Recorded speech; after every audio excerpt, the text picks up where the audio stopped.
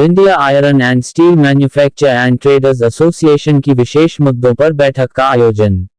कानपुर। मौजूदा और यौगिक और व्यापारिक परिवेश में आज रूस और यूक्रेन के युद्ध के मध्य भारत में आम जनमानस की मुख्य उपयोगी वस्तुओं, जिनमें प्रमुख रूप से लोहा एवं इस्पात, प्लास्टिक, मशीनरी, फुटवियर, खाद्य सामग्री के दामों में क्रूड ऑयल में चल रहे सट्टे, कोयले की प्रायोजित किल्लत, निर्यात पर प्रतिबंध न लगने, सटोरियों पर प्रभावी कार्यवाही न होने, निर्माण में कच्चा माल के आयात सुलभ न होने के कारण आवश्यक वस्तुओं के दामों में अप्रत्याशित वृद्धि गत 10 दिनों में हो रही है, जिसे नियंत्रित करने में सरकार की कोई रुचि नहीं दिख रही है और वह चुनाव कराने में ही मस्त है।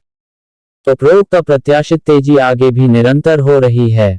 लोहे व अन्य आवश्यक वस्तुओं का भारतीय बाजार चरमरा गया है और आम जनमानस को निर्माण की भरी कीमत चुकानी पड़ रही है, और ऐसा प्रतीत होता है कि जैसे आवश्यक वस्तुओं का आपातकाल लागू हो गया हो।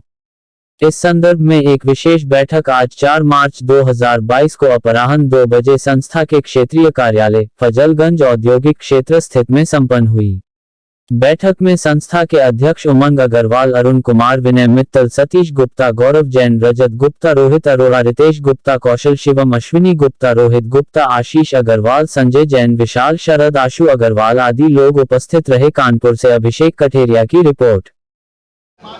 आज उद्योग और व्यापार के सभी संस्थाओं की बैठक एक बुलाई गई थी, जिसमें मौजूदा परिवेश में आवश्यक वस्तुओं के दाम लगभग दोगुने हो गए हैं और ये बहुत ही कम अंतराल में हुए, जो कि एक बहुत खराब संकेत है।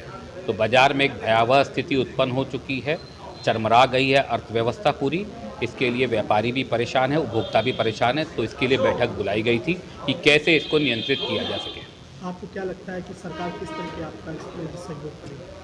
अभी तक जो हम लोग को लग रहा था कि सरकार चुनाव में व्यस्त है और सरकार इस पर ध्यान नहीं दे रही है, और कहीं ना कहीं पे सटोरिये इस पर हावी हो गए हैं और बाज़ारों को उन्होंने बहुत ज़्यादा बढ़ा चढ़ा करके ऐसी जगह पे खड़ा कर दिया है कि कहीं ना कहीं से वो बाज़ारें गिर करके हजारों व्यापारी खुदकुशी की कगार पे आ जाएंगे। बैठक में क्या निर्णय लिया?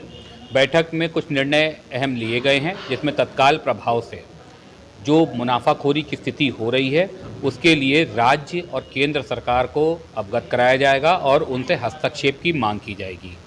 दूसरा, किसी भी आवश्यक वस्तु के निर्यात को तत्काल प्रभाव से रोकने के निर्णय लिए गए हैं कि सरकारें इसको रोकें।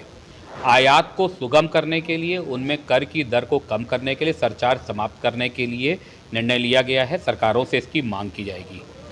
रेट जो अनाप शनाप बढ़ रहे हैं, सट्टा हो रहा है, मुनाफाखोर इसमें लगे हुए हैं, ऐसे लोगों को नियंत्रित करने के लिए आम व्यापारियों की राय अभी ली गई।